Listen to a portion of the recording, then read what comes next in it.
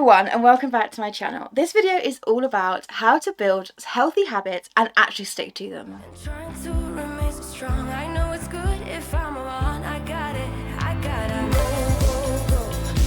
So anyone that has tried to build healthy habits knows that healthy habits are challenging and they are hard to stick to sometimes, especially if that's quite a hard goal that you've got in mind. But step one is to start small. So think about goals that you can do that are smaller than maybe your eventual goal. So this could be breaking a big goal into smaller chunks, or it could be thinking of some slightly more achievable goals, whether that be keeping up with the housework cleaning, or whether it be remembering to hoover once a week. Things like that are small goals that you can do in order to improve your life, even by the tiniest little bit. Step two is to set realistic goals, and these goals need to be measurable and they need to be something that is realistic in order for you to achieve it. So thinking about SMART goals, so specific, measurable, whatever the other ones are, I'll put it on the screen, but whatever they are, and thinking about something that you can do that is achievable and that has a time frame to it. So rather than saying I want to walk more, make it more specific. So say I want to walk 10,000 steps every day and I want to try and do that for a whole month. So that is making it, it's got a time frame, it's making it so that you have a measurable and it's like an exact thing where you're saying 10,000 steps, I want to try and do that. But for somebody who's starting out and is quite new to fitness, 10,000 steps might be quite a hard thing to achieve. But saying maybe 5,000 and then do that for a month and then build up to 6,000 and just kind of build it up very slowly. Step number three is to create a realistic daily routine. So whether that daily routine be like something like you get up, you have a shower, you dry your hair and make it look all nice, you put your makeup on, and then you head out to work, and then when you get home from work you make sure that you've got some food and you have your food, whether that be your routine. But if you've got something where you've got a routine that's more fluid and more free, then it might be something where you go, okay, I get up and I make sure I'm up by 9 o'clock, or I make sure I'm up by 9:30. I then jump in the shower or I wash my face over to make sure that I'm awake and I'm present in the moment. Then it might be that you take your medication, and then it might be that you have some breakfast. So kind of planning out your day and having a morning and a night routine, and then having things that you do during the week, like you go shopping maybe on a Friday or you go shopping on a Saturday. Plan things into your week that becomes a routine, because then it makes it easier to achieve. Step number four is to find accountability. This might be through an app, or it might be through a friend or a family member. It might be through anything that might just hold you accountable. If you don't have the ability to download an app, or you can't find an app, or you haven't got a family or friend or anyone that's able to sort of keep you accountable, then print out your goals and put them in your room, or put them in your flat, or put them somewhere that you see every single day. And that will help you to stay motivated, to be like, okay, I want to do this by this date, and that is going to keep me motivated because I can see the goal that I'm trying to achieve. Step number five is to track your progress. For me, I absolutely love spreadsheets. It's to the point where like my friends and family will take the mick out of me for every single time I want to track any sort of data.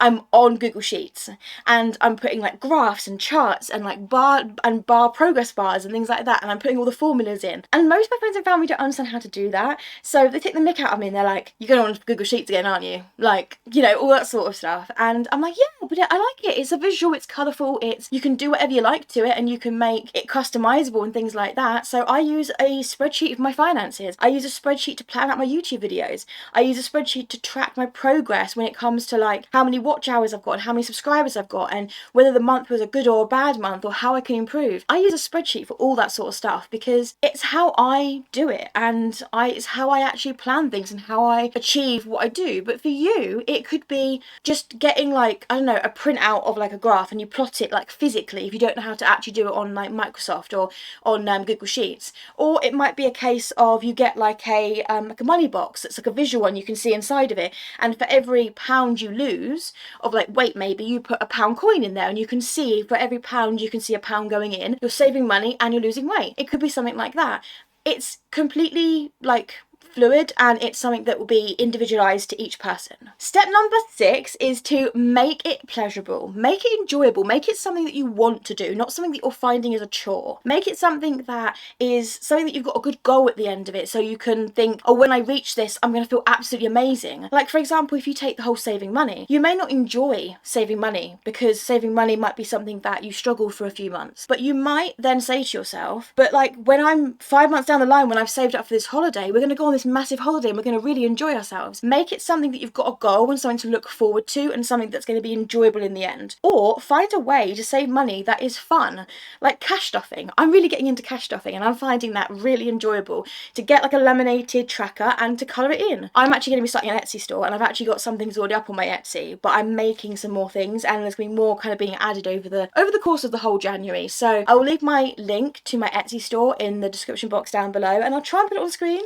if I can figure out how to do that and make it look nice. But yeah, so I'm going to be sharing my passion of cash stuffing with others who would like to help me on my journey to cash stuffing, and I'm going to be doing a sale for my first month or my first little bit. So I will leave a code on screen for those of you who are watching this video and would also like to purchase some cash stuffing bits. I will leave a code and I'll leave the dates as to when it's available to and from, because I understand you might be watching this video way in the future, but I will leave a code and dates and things like that. So if you would like to purchase, it will be a code that will probably be only available for 6 weeks or something like that, but it will be there for you guys to use. Step number 7 is to learn from setbacks. Learn that setbacks don't mean that you failed.